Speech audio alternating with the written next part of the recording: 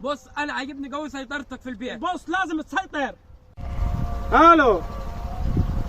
ايوه يا ابوي، انا جاي في الطريق سخن الميه،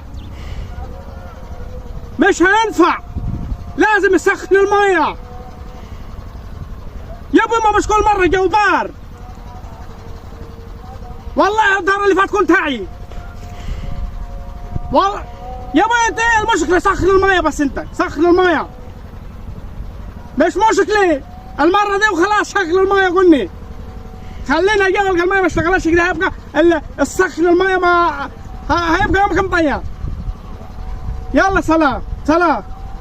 بص انا عاجبني قوي سيطرتك في البيت. بص لازم تسيطر، الله، لازم كده يبقى لك كلمه مال مش فاضي، لازم الميه تبقى سخنه. يا راجل انا انبهرت بيك لدرجه انني بقيت اتمني ابقى زيك لما اتجوز ده وسيطر. يبقى عطاك ربنا. لا يا راجل، بص طول عمرك لازم الميه تبقى سخنه، لازم تبقى حمش. الله، الله، يعني مستحيل انا عايزين اغسل المواعين بميه باردة. ايه اغسل المواعين بميه باردة؟ يعني انت الهسه دي كلها عشان تسخن لك ميه عشان لما تغسل المواعين؟ اه وانا اللي شغال راجل وحمش يا راجل، مايز يا راجل. طب تصدق يرسك في البلد.